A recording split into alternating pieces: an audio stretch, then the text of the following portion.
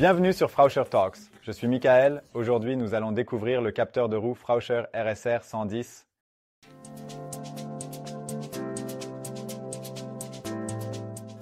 Commençons par le fonctionnement du RSR 110, qui inclut un ou deux systèmes indépendants et séparés galvaniquement.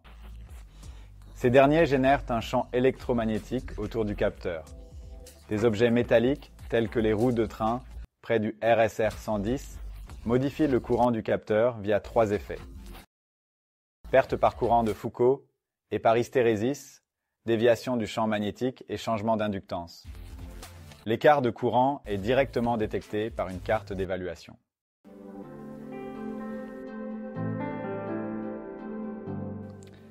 Nous connaissons maintenant le fonctionnement du RSR 110.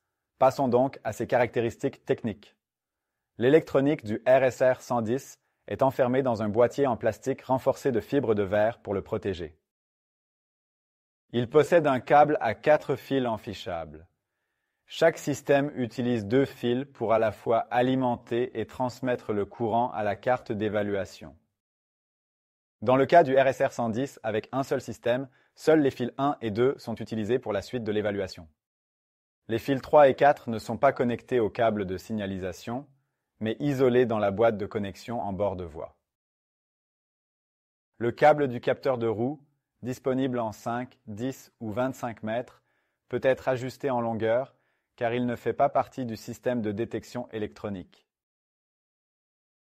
Le courant de fonctionnement normal du RSR 110 est de 5 mA avec une tolérance de plus ou moins 5%, sans présence de train ou d'objets métalliques à proximité du capteur de roue.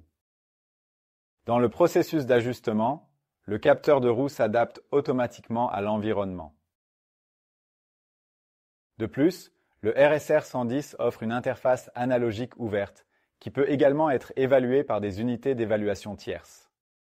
Cependant, Frauscher propose également une solution très simple et compacte pour le traitement du signal sous forme d'un convertisseur de signal de capteur de roue appelé WSC. Le RSR 110 est utilisé dans des applications non vitales, incluant diverses tâches de commutation comme la mesure de vitesse, la détection de voies occupées et la protection des aiguillages, entre autres.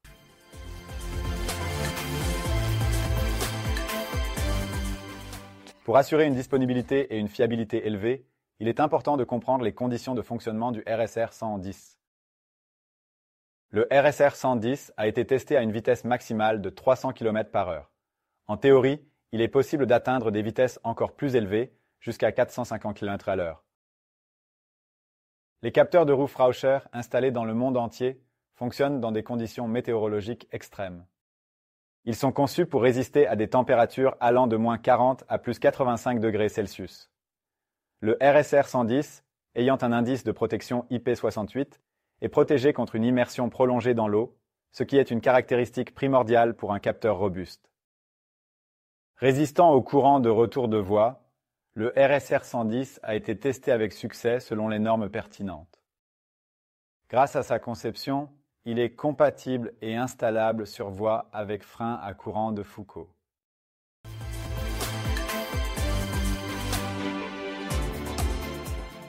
En conclusion, le RSR 110 est un capteur de roue fiable et flexible, parfait pour les applications ferroviaires non vitales. Merci d'avoir regardé, à bientôt pour le prochain Frauscher Talks.